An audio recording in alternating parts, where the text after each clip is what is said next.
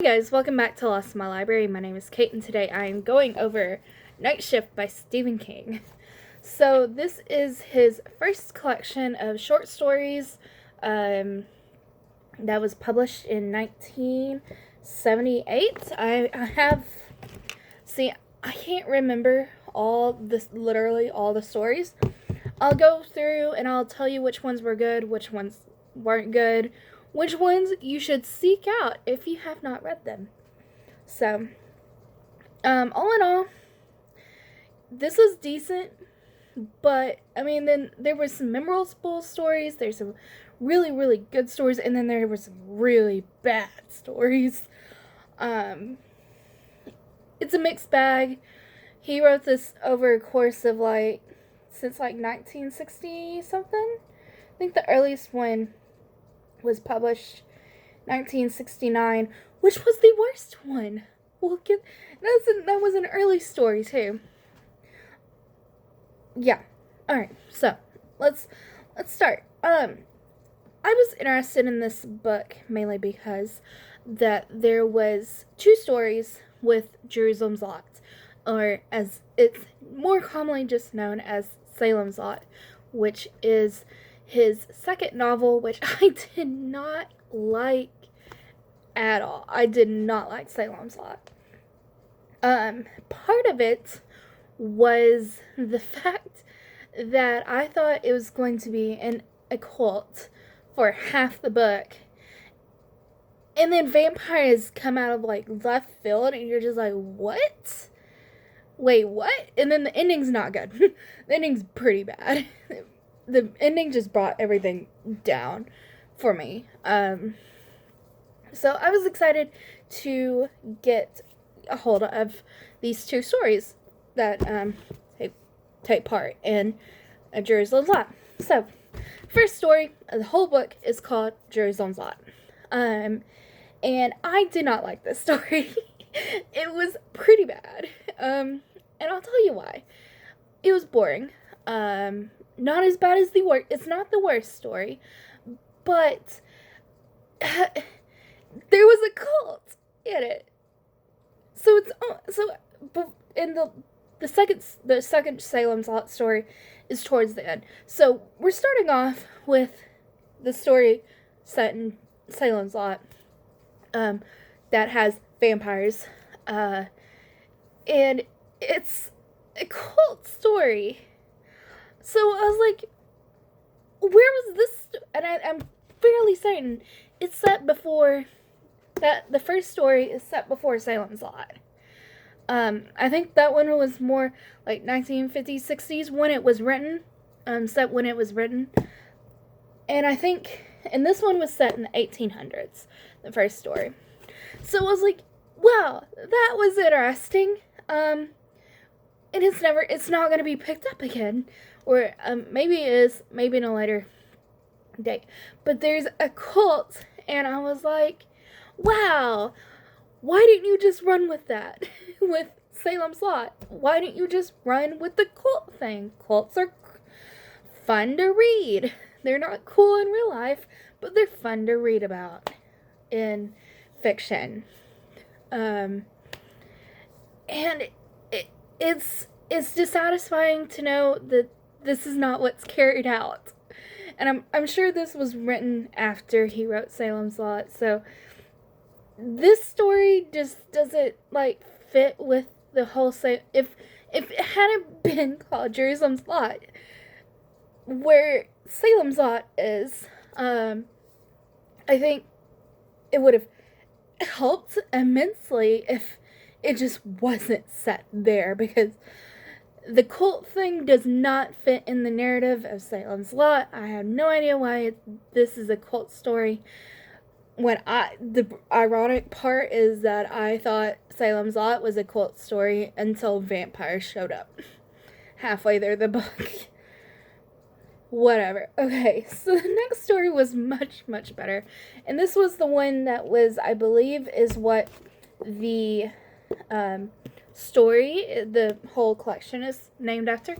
But it's called Graveyard Shift. And this one was much, much better. It's about these groups of guys that are going down and they're going to clean the basement of this place, and there's giant rats, and that just scares me. Ugh, giant rats, and they're described as like cat sized, and I was like, no. No. Very good story. Next one is Night Surf, and this is the worst story in the entire collection. This entire collection. And it does not bode well because this is a sort of setup for The Stand, which is the next book I'm supposed to read. And this is the worst story in the whole collection. So I am not looking for The Stand because of the short story. It was boring.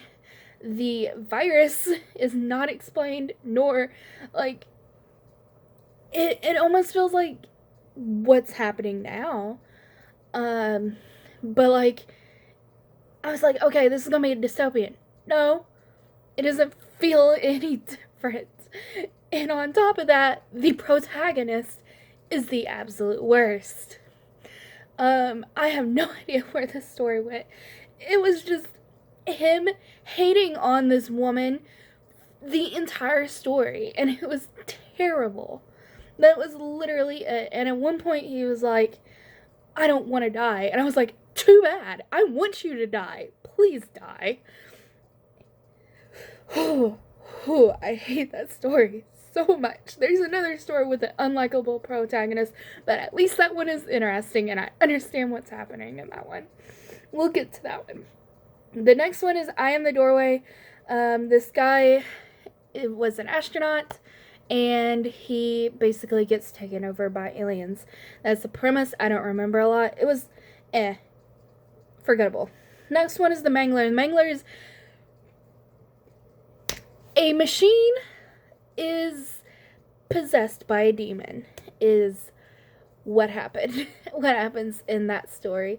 And I had to look up because at one point people thought gelatin, like the stuff you make jello with, was made out of horse hooves, and that getting jello in the machine and then a bat flying into the machine and dying on accident, and a woman who is a virgin cuts her finger on the machine, and now the machine's possessed by a demon. Okay. Weird. That's the entire story. It's memorable. It's just really stupid and weird. Read it to just have a good laugh. It's not scary, but it's really funny. The next one is the other one that has a very unlikable protagonist, and that is the Boogeyman. This is about a man and a wife who have 3 children, 4 children. No, 3 or 4. I forget how many they had. And there's a boogeyman. That's all I'm gonna say, because any more might be spoilers. It was decently scary, but the protagonist was awful. So, the next one is Gray Matter. This one is about a guy that's like, he's an alcoholic and turns into this creature thing. Forgettable. Battlegrounds about an assassin. Forgettable. Trucks is about these trucks that come alive and make humanity their slaves. That's what that one's about. Sometimes They Come Back is a really good one. I highly recommend you read this one. It has a good setup and a good ending. I very much enjoyed that one. It's these ladies. Oh no, I'm thinking about a different one. I think. No, that's Strawberry String. They're back to back. These two are back to back. Sometimes They Come Back is also a very good story. Not as good as Strawberry Spring though.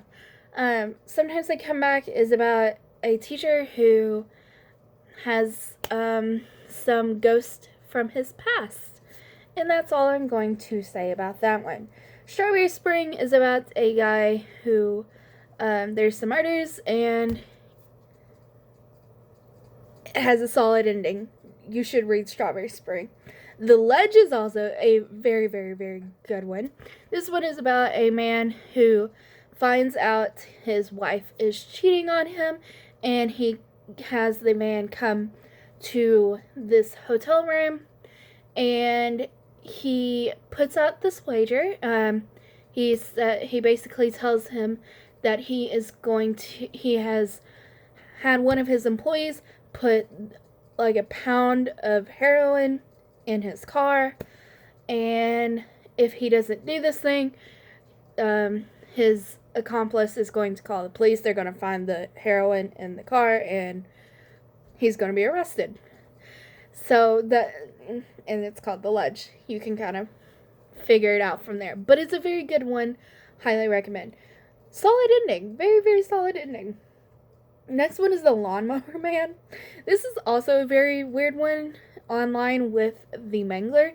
This one is about a guy who hires this company to mow his lawn, and the guy that shows up to mow his lawn is a very weird person.